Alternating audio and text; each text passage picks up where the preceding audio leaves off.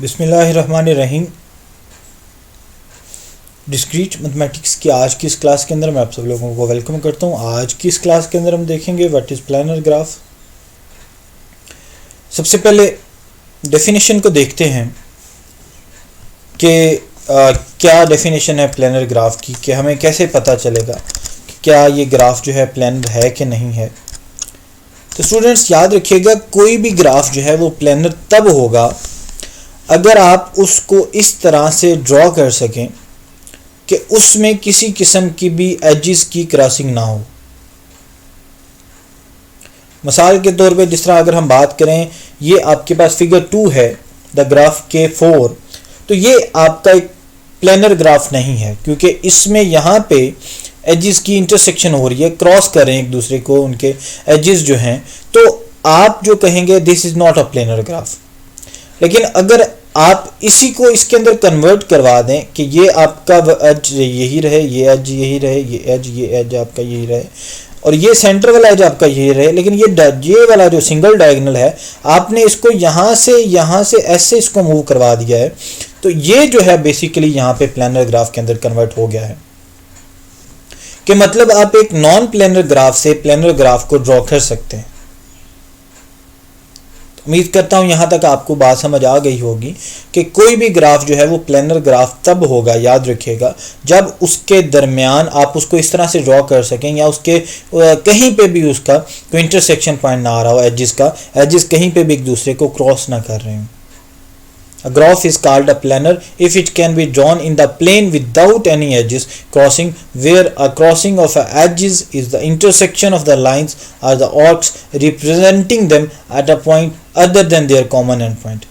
Such a drawing is called the planar representation of a graph. और इस तरह से हम एक किसी भी planar graph को represent कर सकते हैं। A graph may be planar even if it is usually drawn with crossing because it may possible to draw it in a different way without crossing.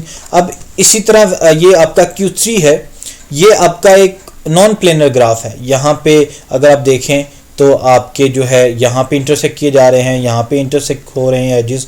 तो यहाँ पे बेसिकली आप इसको कैसे बना सकते हैं, आपने ये वाला जो है बॉक्स इसको इससे रिप्लेस करवा दिया है कि यहाँ पे जो ये आर्क थी इसकी ये इस तरफ मूव करवा दी गई है, ये वाला जो है ये यहाँ पे इस तरफ मूव करवा दिया गया। ये उसी की एक फॉर्म है, लेकिन ये नॉन प्लानर है, ये प्लानर है बेसिकली। तो वहाँ पे अब इसके अंदर कहीं पे भी इंटरसेक्शन पॉइंट नहीं आ रहा, तो इसे प्लानर कहा जाएगा।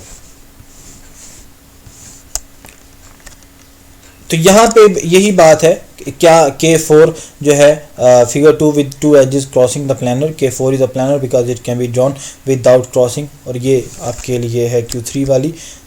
नेक्स्ट अगर हम बात करें तो रीजन है, रीजन बेसिकली जो है वो प्लानर ग्राफ के अंदर होते हैं कि जिस तरह यहाँ पे R1 है और R2 है, एक आउटर रीजन है, एक इनर रीजन है। तो यहाँ पे इसके 3 रीजन्स हैं, एक R1 है, एक R2 है और एक R3 है। यहाँ इन्होंने R11, R21 और R22 इसका नाम दिया। यहाँ पे इसके 3 जो रीजन्स हैं वो बताए गए हैं, बल्कि हैं भी इसके 3 हैं। एक इसका ये रीजन है, एक इसका ये रीजन है और एक इसका आउटर रीजन है। यहाँ पे इस ग्राफ के 3 रीजन्स हैं। अक्सर पेपर में ये भी पूछा जाता है बताएं जी इसके कितने रीजन्स हैं। हम इसको यूलर फार्मूला की मदद से भी एलेबोरेट करेंगे आगे। बड़ा ही ज़रूरी है, याद रखिएगा, अक्सर पेपर में ये बात पूछी जाती है।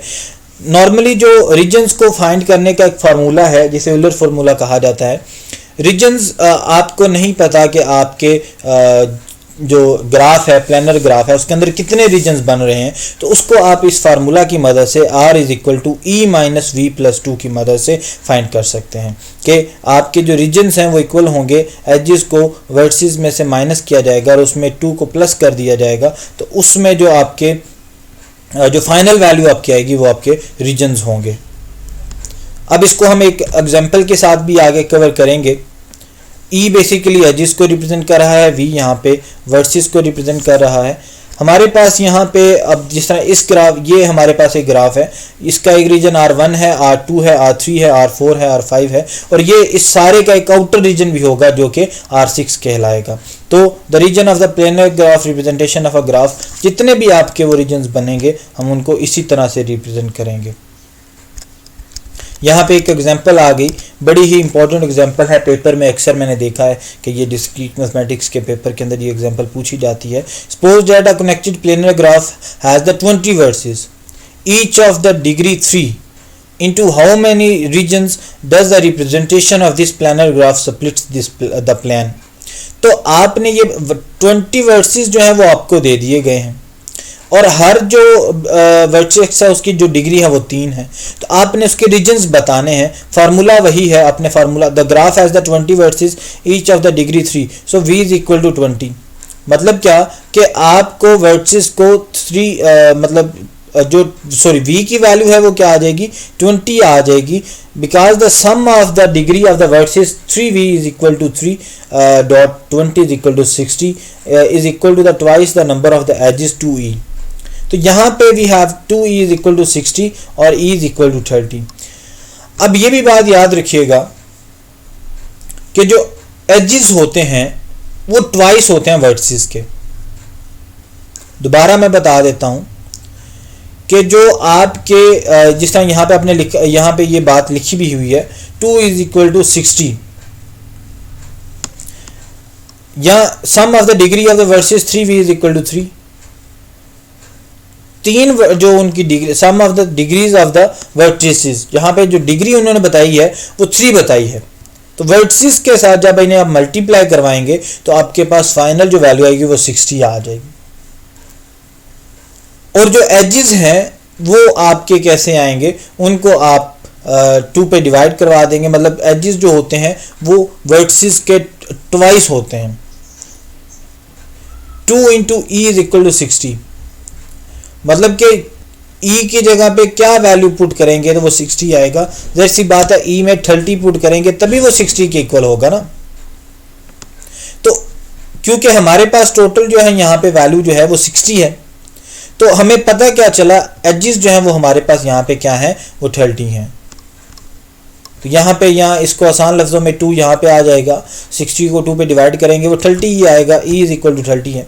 तो इस फार्मूला के ऊपर जो यूलर फार्मूला है उसके अंदर मैंने आपसे ये कहा था कि आपको ये अगर फार्मूला लाजमी याद होना चाहिए, ये है e minus V plus 2, e में 30 है माइनस v में 20 है प्लस 2 करेंगे तो फाइनल हमारे पास रीजन्स आ जाएंगे। कितने रीजन्स जो हैं इस ग्राफ के लिए हमारे पास बनेंगे, तो 30 माइनस 20 प्लस 2 करेंगे, वो हमारे पास 30 माइनस 20 किया 10, 10 प्लस 2 किया 12 आ जाएगा। तो इस बेसिकली फार्मूला की हम मदद से बता सकते हैं कि इस तरह का जो ग्राफ है, प्लानर ग्राफ है, उसमें हमारे जो रीजन्स बनेंगे वो 12 बनेंगे।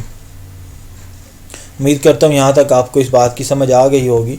नेक्स्ट अगर हम बात करें, ये हमारे पास है जी एक R1 ये है, रीजन्स जो हैं R2 ये है, आउटर के लिए R3 है। तो ये बेसिकली रीजन्स हैं अलग से, जिस तरह का भी आपको क्वेश्चन दिया गया होगा। जिस तरह मैं अक्सर यहाँ पे अगर आपको दिखाऊं तो आपके एक्सरसाइज के अंदर भी हो सकता है आपको इस तरह का कोई क्वेश्चन दिया गया हो, तो आपको ये सारी की सारी चीज़ें पता होनी चाहिए। तो 2 बातें हैं इस पूरे पैरा के अंदर आपको।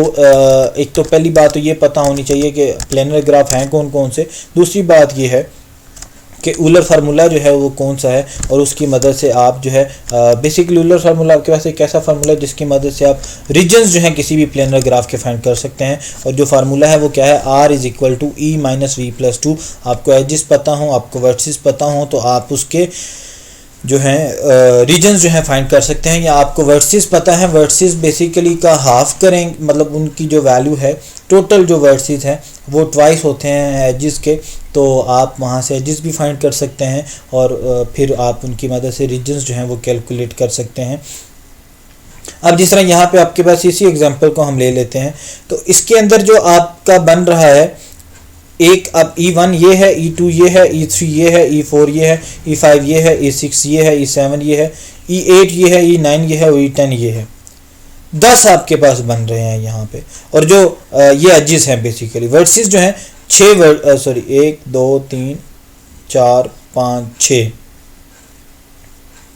तो इस तरह से भी आप इन सारी की सारी चीज़ों को हल कर सकते हैं।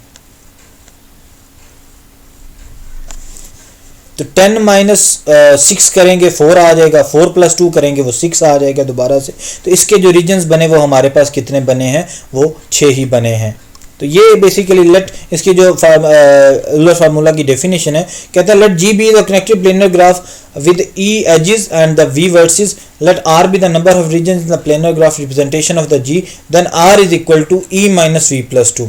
तो अब आपको प्लानर ग्राफ दे दी, प्लानर ग्राफ का भी आइडिया होना चाहिए कि कोई भी ऐसा ग्राफ जो प्लानर तब होगा जब उसमें कोई भी किसी किस्म के क्रॉस सेक्शन नहीं होगा, कोई इंटरसेक्शन पॉइंट नहीं होगा। अगर वहाँ पे इंटरसेक्शन पॉइंट है एजेस के दरमियान, तो वहाँ पे वो नॉन प्लेनर होगा, वो प्लेनर नहीं होगा। और इसी तरह आपको अगर रीजन जो है मैंने बता दिए, रीजन्स फाइंड करने का फार्मूला बता दिया, एजेस आपको पता हो, वर्टिसेस अगर आपको पता हो तो आप उसकी मदद से एजेस भी फाइंड कर सकते, रीजन्स भी फाइंड कर सकते हैं।